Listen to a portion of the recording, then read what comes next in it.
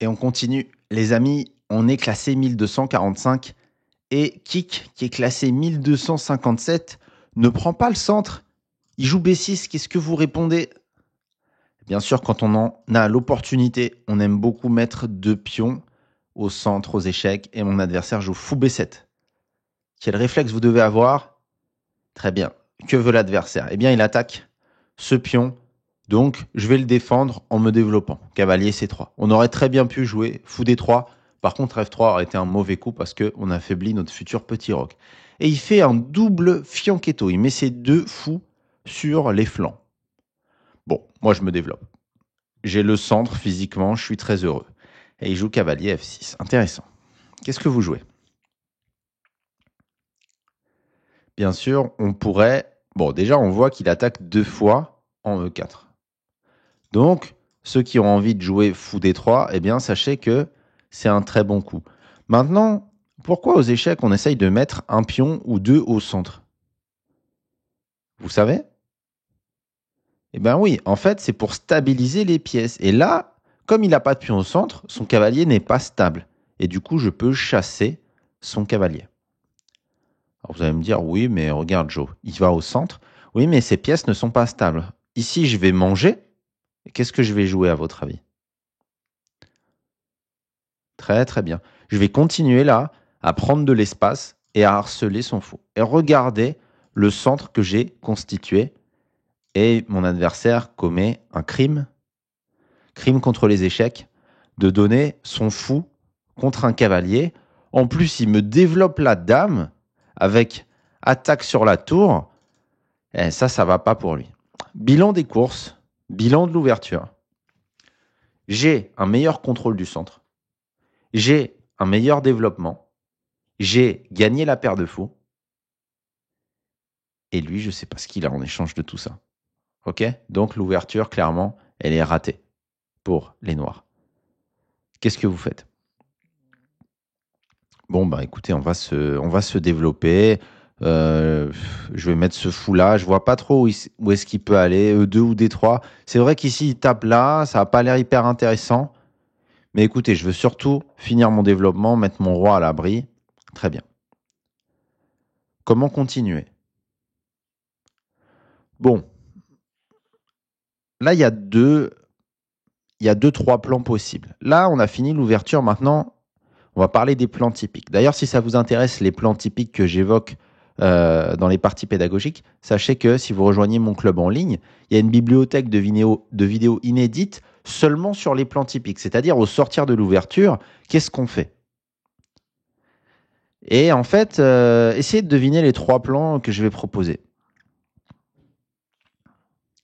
Alors, premier plan possible, et on peut le faire des deux côtés en fait, c'est essayer d'envoyer l'épine. Le plan de l'épine. L'épine, c'est A4, A5. Essayez d'activer cette tour-là sans la bouger de sa case de départ. Essayez avec ce pion de l'extrémité de créer des faiblesses dans le camp adverse.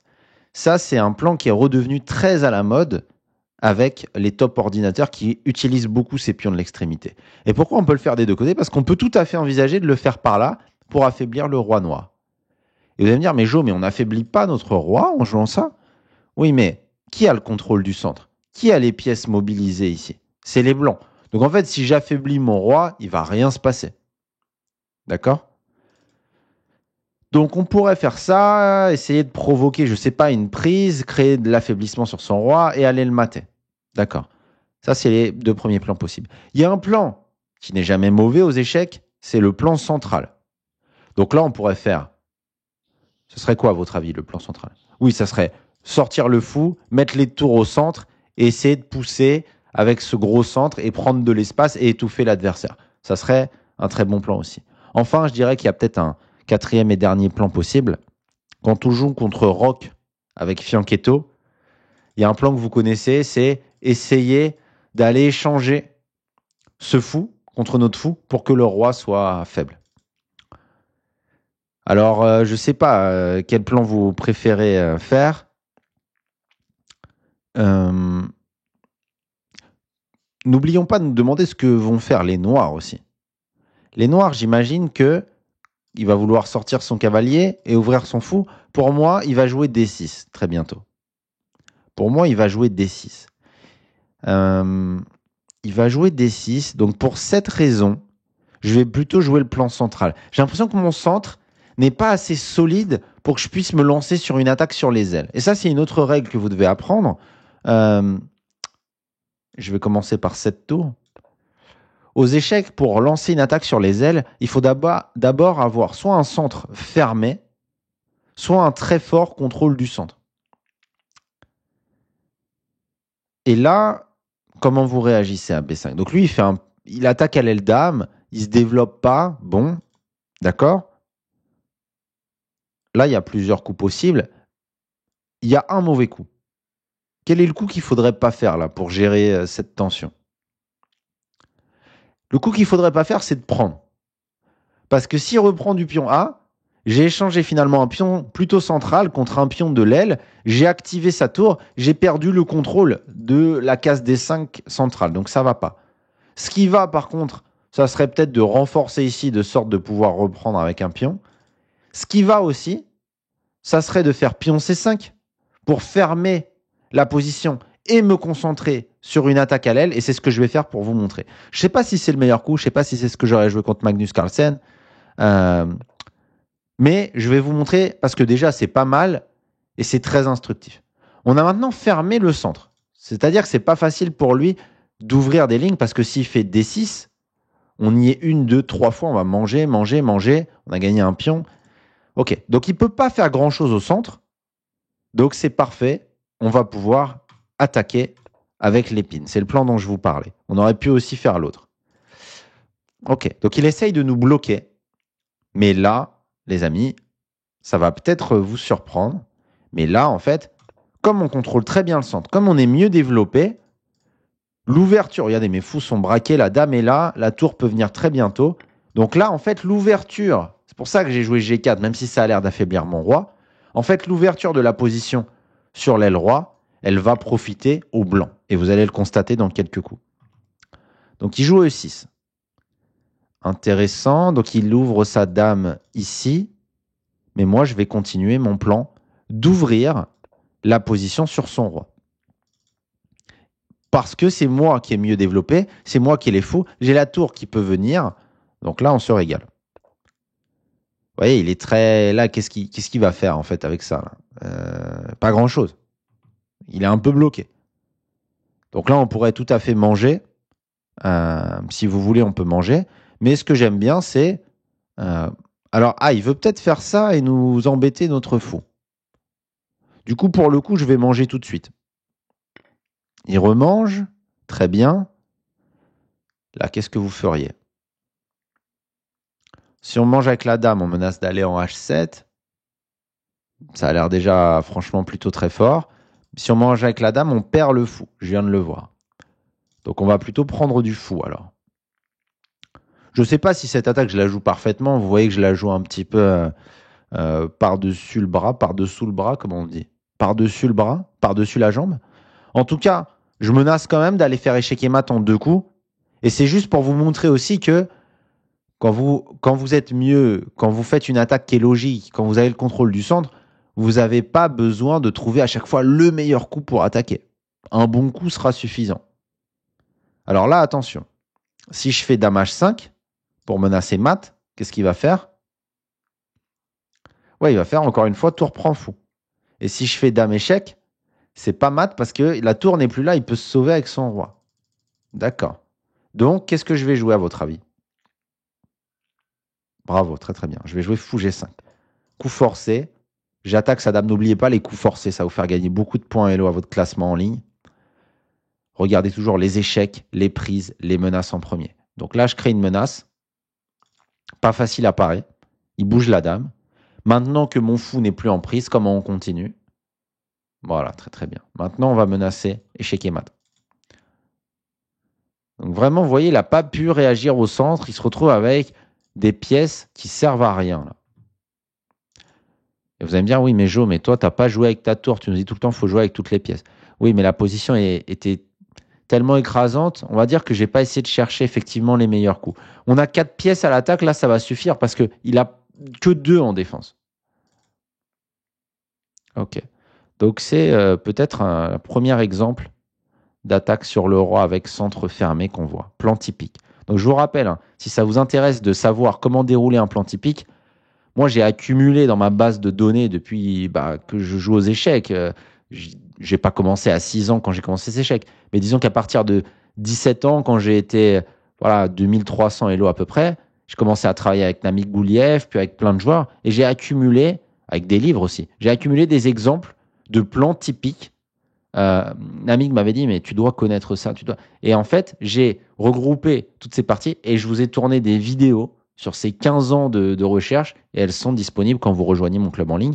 Donc vraiment, n'hésitez pas. Tous les membres du club me disent, ah mais ces vidéos-là, c'est vraiment pépite de chez pépite. Bon, je dis ça parce que voilà, notre adversaire aussi qui met du temps à jouer. Et là, vous allez me dire, oui mais Jo, c'est quoi son meilleur coup? Là, la team, c'est plié cette partie. Il n'y a pas de sauvetage pour lui. Il y a trop de monde à l'attaque. Son roi est trop faible. Je sais qu'il n'y a aucun coup qui défend. Alors maintenant, si je devais essayer de vous trouver peut-être avec les noirs le coup le plus résistant, bon déjà il faut bouger la tour, donc je la mettrais peut-être en F5 pour tenter mon adversaire de gagner la qualité, mais ça va enlever un attaquant et je vais peut-être pas me faire mater tout de suite et j'essaye de survivre comme ça. Tour F5, maintenant il y a dame échec, roi là. Et vous voyez, c'est pas encore mat. Donc peut-être que je jouerai tour F5 avec les noirs. Mais évidemment, c'est complètement perdant, hein. Même si on mange la tour, pièce de plus, c'est fini. Mais bon, Lichess me dit qu'il a peut-être quitté la partie. Il a peut-être rage quit, comme on dit. Ah non, il est de retour. Kick 94. Je sais pas si c'est un français. Ah, il m'a écrit dans le chat EZ, qui signifie probablement easy. Non, je sais pas ce que ça signifie EZ. Et je sais pas s'il me l'a envoyé au début de la partie ou là à l'instant. J'ai pas fait attention. Ça veut dire quoi EZ? Easy?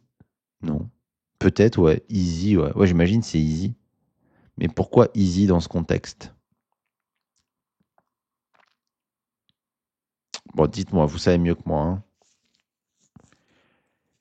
Bon, et qu'est-ce qu'il fait le boug? Bon, probablement on va couper au montage. On se retrouve quand il a abandonné la team.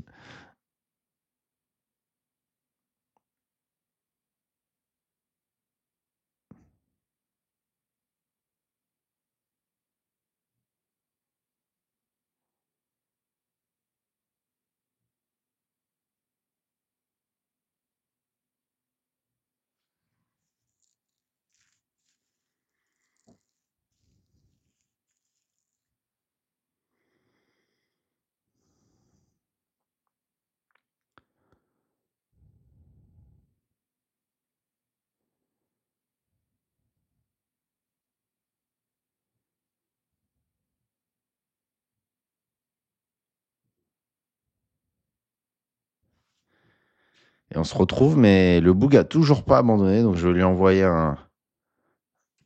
Voilà, je vais pas lui envoyer un point d'interrogation, je vais lui envoyer un thank you qui veut dire allez, Pélo, abandonne. Ouais, ça, c'est un manque de fair play quand même. Bon, alors vous allez me dire, oui, mais Jo, toi, tu fais du sandbagging ou du smurfing, c'est-à-dire que tu es super fort et tu joues avec un. Enfin, super fort. Par rapport à 1200, tu es super fort, tu joues avec un compte de débutant, donc c'est toi qui triches, c'est toi qui n'es pas fair play. Ouais, mais là, pour le coup, moi, c'est pour vous que je fais ça. C'est un sacrifice pour la communauté. Mais lui, juste, c'est un mauvais perdant qui veut me faire perdre 5 minutes de ma vie. Mais en fait, il va juste me. Ah, il s'est redéconnecté. Il va juste me permettre de faire un titre putaclic pour YouTube en disant euh, je joue. Non, ce mec manque de fair play et tout. Ça va faire 2 fois plus de vues que d'habitude. Merci Kik 94. Je sais pas ce qu'il fout.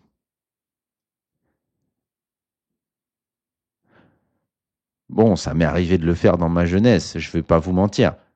Mais ça fait quelques années que je ne m'adonne plus à ce genre de pratique. Ah, mais voilà, il joue un coup. Bah non, je sais pas. Peut-être qu'il a eu des problèmes de connexion. En tout cas, il me donne sa tour en un coup, donc je vais la prendre. Et il propose l'échange des dames. Qu'est-ce que vous jouez? Eh bien sûr, on va revenir là. En fait, on remenace échec et mat et il a les mêmes problèmes que tout à l'heure, mais avec une tour de moins. Et il décide de donner son fou. Avec quoi vous prenez? Bon, avec les deux, ça serait bon, mais en fait, on va garder la dame pour essayer de le mater.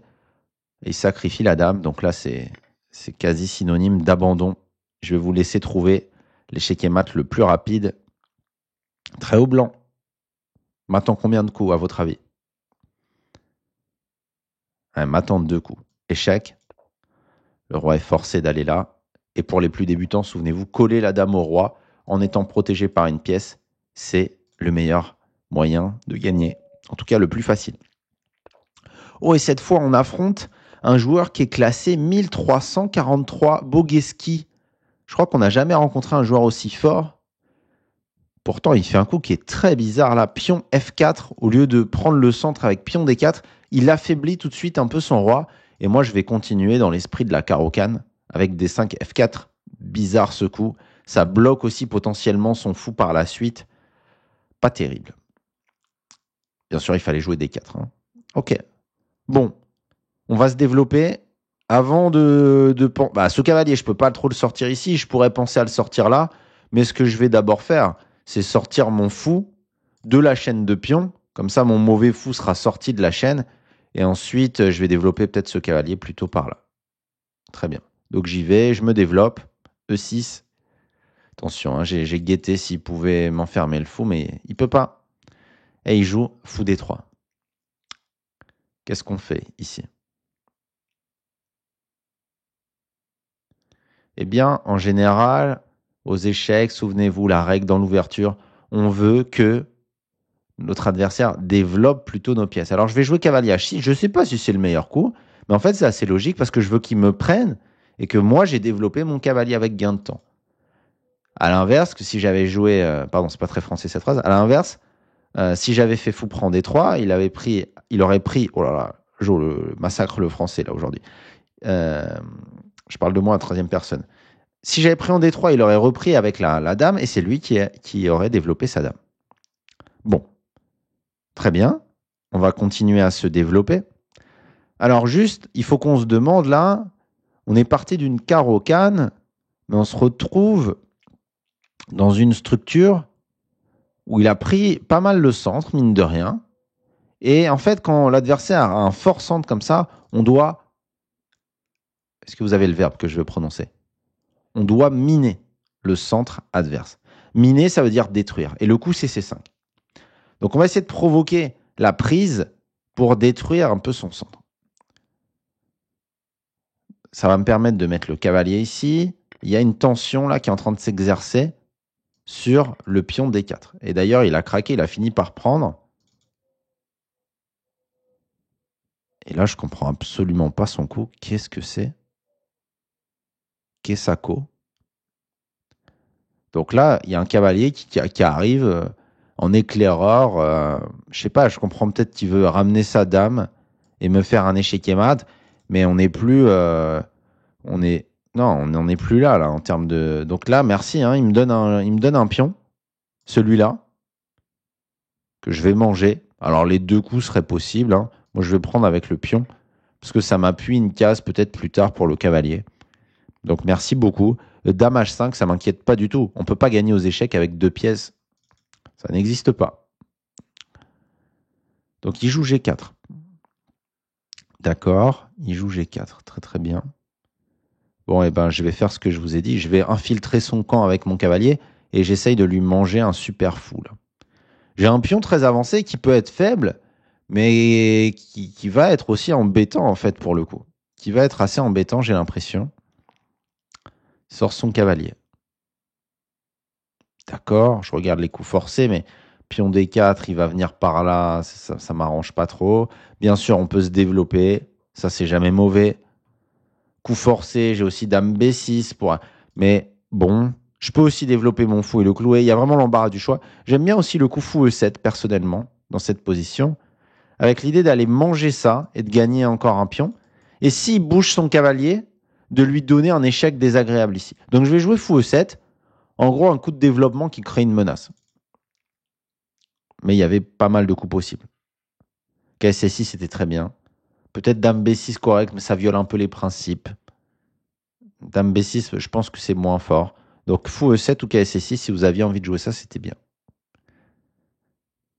D4, non, parce qu'on lui laisse la case ici, le cavalier qui centralise et qui arrive sur une case très centrale. C'est normal s'il se centralise. Et après, c'est un peu délicat. Alors là, je pensais que peut-être il allait jouer H4 pour blinder son cavalier, mais il joue Dame D3. Il veut clairement faire le grand roc. Il veut peut-être. Vous voyez à quel point, je le dis même pas tellement. Il faut que vous ayez ce même réflexe. C'est-à-dire, dès que votre adversaire joue un coup, ah mais qu'est-ce qu'il veut? Qu'est-ce qu'il veut? Qu'est-ce qu'il veut? Ça, c'est vraiment. Si vous. Je sais pas quel est votre objectif Hello, mais si c'est plus de 1500, 1600, il vous faut cette arme absolument. Même avant, j'ai envie de dire. Ok, moi je vais continuer ma stratégie. Et je vais continuer ma stratégie à nouveau. Alors, est-ce que je calcule des choses là? Pas vraiment. Pourquoi? Parce que je tiens mon pion. Et oui, il peut faire dame échec. C'est vrai, il peut faire ça. Mais en fait, je suis pas inquiet parce que il n'a pas de pièces pour m'attaquer. Il a juste la dame. Donc en fait, moi, je vais développer mon cavalier. C'est important, j'aurais dû vous demander. C'est important de le mettre en D7. Parce que si je le mets en C6, qu'est-ce qui va se passer? Il va me prendre ici et il va faire une fourchette de 2 pièces pas protégées, la tour et le cavalier. Par contre, si je mets mon cavalier en D7, ce que je fais, et qu'il mange ici, eh bien, il ne fait pas de fourchette, il attaque juste la tour. Et j'aurais joué sur dame ici, j'aurais joué tour B8 pour sauver ma tour avec gain de temps en attaquant la dame. Et après, on aurait pu se projeter sur de l'attaque. Bon, il joue cavalier en E2. D'accord. D'accord, d'accord. Alors j'aimerais bien roquer, mais malheureusement, je perds le cavalier. Euh, je peux manger ça, je peux manger ça, je peux manger pas mal de choses. On a beaucoup de pions en plus. Je peux aussi peut-être défendre ce pion pour menacer par la suite de faire pion A6. Et en fait, la dame devra quitter le clouage. Ça me plaît bien, si je dois être honnête. C'est pas souvent que je vous montre des coups un peu de défense, mais c'est vrai que parfois aux échecs, on peut se défendre. Et c'est ce que je vais faire là. Je défends ce pion, et en fait, je veux faire A6. Et après A6, il risque d'être obligé de quitter ça. Ok, donc il fait très bien le grand roc, et je fais A6. C'est pas mal, hein, il a réussi à mettre, on va dire, son roi à l'abri, même si l'abri c'est un grand mot là, mais ok. Qu'est-ce qu'on fait maintenant? J'ai pas trop envie de prendre ce pion parce que je perds la dame. Ok. Ce pion-là, je peux tout à fait le prendre, ça serait magnifique. B5, je peux tout à fait le jouer. Vous allez me dire, oui, mais Jo, tu perds le pion à 6. Oui, mais en fait, on s'en fout un peu du pion à 6 parce que ça va nous ouvrir des lignes sur le roi. Par exemple, B5, ça serait raisonnable. Et s'il prend à 6, paf, je fais le roc. Et c'est pas mal. Mais je vais jouer, en fait, je vois pas trop lui ce qu'il peut faire. Donc du coup, je vais jouer dame prend E5. J'aime bien ce coup, je lui prends un pion important de sa position. Et j'attends de voir ce qu'il fait aussi. On a beaucoup de pions de plus. Hein. On a 1, 2, 3 pions de plus. Ce pion est très fort. Un pion passé qui n'est pas si faible en fait, parce qu'il est soutenu, il est obligé de me bloquer. Donc on est complètement gagnant ici. Mais il va falloir être encore précis sur la conversion technique. C'est très dur pour les blancs de trouver un plan là, parce qu'on contrôle tellement bien le centre, on n'a pas de faiblesse. Le seul inconvénient de notre position, c'est ce cavalier qui est cloué, mais il n'arrive pas vraiment à renforcer. Bien sûr, il pourrait essayer C4, Avec le piège, si on prend, il mange ici puisqu'il a ouvert la tour. Mais bien sûr, sur C4, on ferait probablement B5 ou n'importe quel autre coup. Donc il fait H3. D'accord? Et là, plusieurs options. On pourrait tout à fait faire Dame C7 pour protéger le cavalier, puis le roc, puis jouer normalement. Ok. Mais on va jouer un peu plus virulent, on va jouer B5. On va sacrifier ce pion, et comme je vous ai dit, s'il le mange, en fait, c'est pas trop grave parce qu'il va nous ouvrir des lignes d'attaque sur son roi. Et comme on va se retrouver en roc opposé, regardez, on est en attaque de roc opposé, chaque camp a un roquet sur une partie différente de l'échiquier, ce qui compte, c'est de réussir normalement à ouvrir des lignes sur le roi adverse. Mais on a déjà une ligne, deux lignes d'ouverte. Donc en vrai, ça va être magnifique là. Donc il joue tour en D4. Là, je ne comprends pas trop, donc je réfléchis ce qu'il veut. Je ne sais pas ce qu'il veut. Il veut peut-être doubler les tours, mais pourquoi ici? Parce que c'est blindé. D'accord. Donc moi, je vais faire quoi là, à votre avis? Bah, très très bien. Je vais ramener ma tour sur la colonne ouverte. Donc je fais tour A8. J'ai l'impression que je vais ramener ma tour en A2 et après je vais menacer un échec et mat là. Donc il prend. Bien sûr, il attaque mon cavalier. Qu'est-ce que vous faites? Eh bien, bravo, en fait, on s'en fout. On prend ici, s'il mange le cavalier, on fait échec et mat avec le pion qui contrôle ici. Donc il est obligé de défendre avec son roi. Qu'est-ce que vous jouez? On continue notre attaque de roc opposé. Bravo, très très bien à ceux qui ont trouvé ce coup. Magnifique. On fait tour à 8. On remenace échec et mat avec les deux tours. Et vous comprenez pourquoi en attaque de roc opposé, ce qui compte, c'est d'ouvrir les lignes sur l'adversaire. Ça permet de faire une attaque assez foudroyante. Et donc ici, je vous laisse réfléchir les amis. Et bien sûr, on joue tour à 1, échec et mat. Merci à mon adversaire, il nous a fait gagner 19 points. Hello, on se retrouve très bientôt pour la suite les amis. J'espère que vous continuez à prendre beaucoup de plaisir à progresser avec ces speedruns pédagogiques. Ciao ciao.